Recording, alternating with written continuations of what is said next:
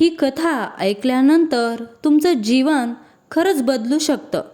कारण ही कथा आहे एका अशा भक्ताची ज्याने गुरुचरित्र कधीच हातात घेतलं नव्हतं, पण एका प्रसंगाने त्याला गुरुचरित्र वाचल्यासारखा अनुभव झाला, दृष्टांत आला आणि त्याचं नशीबच बदललं. आज तुम्ही ही कथा ऐकणार आहात.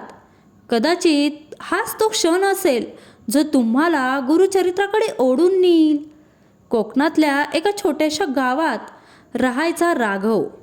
साधा, सरळ, पण मनाने अतिशय चांगला.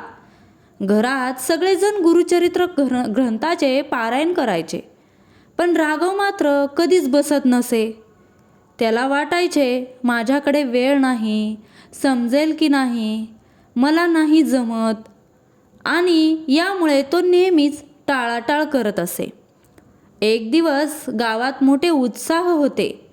भजनी मंडळ आले होते. राघव अचानक त्या मंडळात दत्तगुरूंचं नाम ऐकून थबकला. रात्री मंडळात एक आजोबा बसले होते. त्यांनी राघवच्या डोळ्याकडे पाहिलं आणि हसून म्हणाले, तुला माहीत आहे का, गुरुचरित्र तुझ्याकडे स्वतः येणार आहे.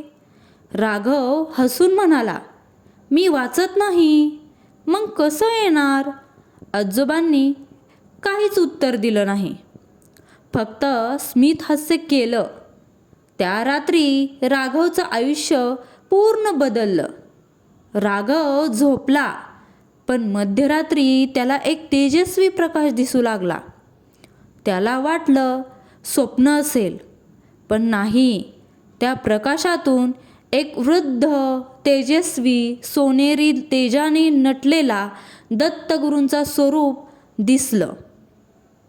ते म्हणाले, बाळा, पुस्तक वाचणं हा एक मार्ग आहे, पण तू मनाने निर्मळ आहेस, म्हणून तुला दृष्टांत दाखवतो. गुरुचरित्रात जे ज्ञान आहे ते तुला हृदयात उतरू दे. त्या क्षणी राघव समोर आयुष्यात केलेल्या चुकीचं चित्रपटासारखं दृश्य फिरलं. कोठे तो रागवला, कोठे तो अनर्थ बोलला, कोठे तो चुकीचा निर्णय करून अडकला. हे सगळं पाहताना त्याच्या डोळ्यातून अश्रू वाहू लागले. दत्तगुरूंचा संदेश. प्रकाशमूर्ती म्हणाले, माझं चरित्र वाचणं म्हणजे माझ्याशी संवाद साधणं. तू आजपर्यंत वाचलं नाही, पण आता ही कथा हीच तुझ्यासाठी गुरुचरित्र आहे. आजपासून तुझं आयुष्य पूर्ण बदलू दे. तेवढं बोलून प्रकाश नाहीसा झाला. दुसऱ्या दिवशी राघव दचकून उठला. सकाळी उठताच त्याने आईला सांगितलं, आई, आज मला गुरुचरित्र पारायण वाचायला सुरुवात करायची आहे, कारण मला काल त्यांचा अनुभव झाला.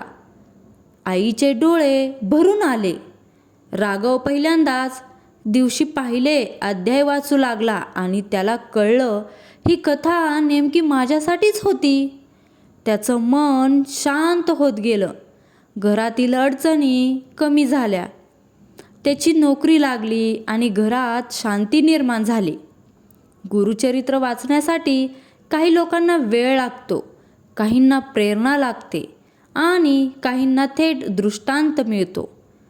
ही कथा ऐकणाऱ्या प्रत्येकाला एकच सांगणं, गुरुचरित्र वाचलं तर उत्तम, पण मन शुद्ध असेल, भक्ती सच्च असेल तर कथा ऐकल्यानंही कृपा मिळते. कारण कृपेचा मार्ग कधी पुस्तकातून तर कधी अनुभवातून उघडतो. तुम्हाला ही कथा कशी वाटली हे कमेंट करून नक्की सांगा. श्री स्वामी समर्थ. धन्यवाद.